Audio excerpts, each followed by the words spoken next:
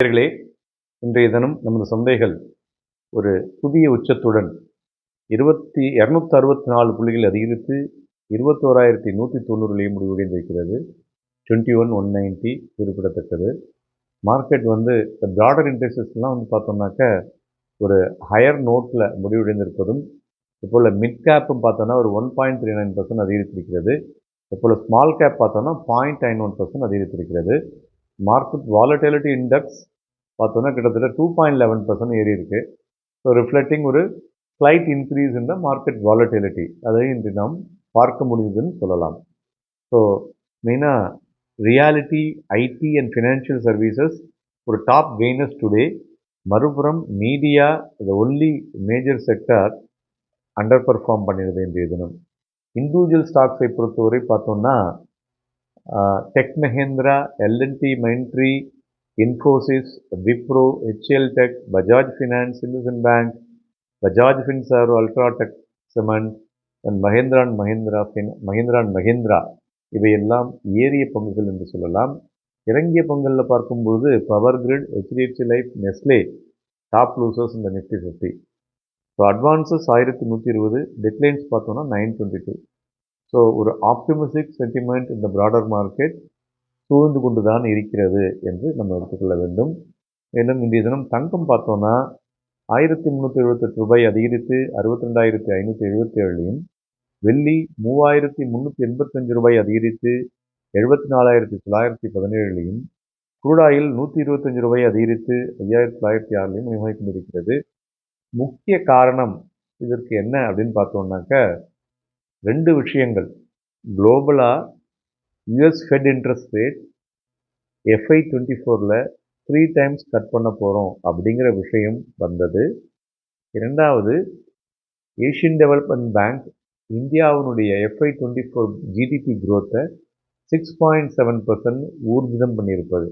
So இவை ரெண்டும் global input plus micro input ரெண்டும் சேர்ந்து நமது சந்தைகளையும் ஏற்றுவதற்கு முக்கிய காரணமாக இருந்தது என்று சொல்லலாம். அதுபோல் இன்றைய தினம் வெளிவந்துள்ள WPI பார்த்தோன்னா 0.26% vices -0.5%. So RBI authorities authorise பண்ணியிருக்காங்க பந்தன் பேங்கை ரயில்வேக்கு பென்ஷன் நீங்கள் கொடுக்கலாம் அப்படின்னு சொல்லிட்டு.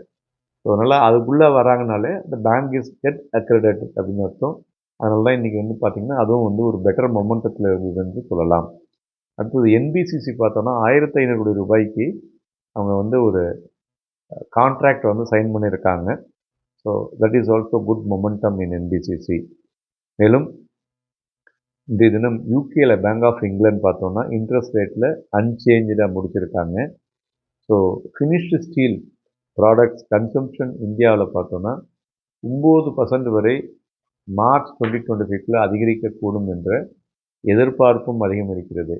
நண்பர்களே, நாம் வருடத்தினுடைய கடைசி மாதத்திலே 2வது வாரத்தில் இருந்து கொண்டிருக்கிறோம். ஸோ எஃப்ஐ எல்லாம் பார்த்தீங்கன்னாக்கா 3rd வீக்லேருந்து லீவுக்கு போயிடுவாங்க. 15-20 டேஸ் இருக்க மாட்டாங்க. ஸோ அதனால் அடுத்த வாரத்திலிருந்து மார்க்கெட் ஒரு பெரிய வாலட்டைல் இருக்காது, பெரிய மூவ்மெண்ட் இருக்காது அப்படின்னு எல்லாரும் எதிர்பார்த்து கொண்டிருக்கிறோம். ஸோ இப்பொழுது பார்த்தோன்னா லோக்கல் மார்க்கெட்டில் institutions as well as retail இன்வெஸ்டருடைய பார்ட்டிசிபேஷன் அதிகமாக இருக்கிறதுனால ஏற்ற இறக்கம் இருக்கக்கூடும் என்றும் எதிர்பார்க்கலாம். மேலும் இன்றைய தினம் என்எஃப்ஓ வால்யூமை பார்த்தோம்னாக்க கிட்டத்தட்ட 81 லட்சத்துக்கு மேல் நடந்திருக்கிறது. It is high volume today with good break out அப்படின்னே சொல்லணும். மேலும் நிஃப்டி பார்த்தோன்னா இன்றைய தினம் ஒரு ஹை வாலட்டைல் மூவில் இருந்தது.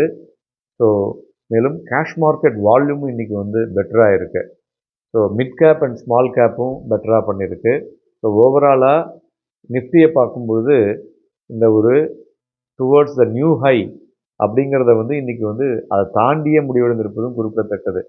இந்த 21,190ங்கிறது அடுத்தது 21,246 இந்த லெவல் வரலையும் செல்லக்கூடிய வாய்ப்புகள் தெரிகிறது. ஸோ இந்த இண்டிகேட்டர்ஸை வைத்து பார்க்கும்பொழுது இண்டிகேட்டர்ஸ் அண்ட் ஆசிலேட்டர்ஸ் இது ரெண்டுமே ஒரு புல்லிஷ் ஆன் ஹவர்லி சார்ட்ஸில் வந்திருக்கு. மேலும் பிரைமரி ட்ரெண்ட் ஆஃப் நிஃப்டியை பார்க்கும்பொழுது still it is in bullish. அதாவது எவ்ரி டிப் நம்ம buy and sell will be the better. நிறைய பேர் மார்க்கெட்டில் ஷார்ட் போயிருக்காங்க.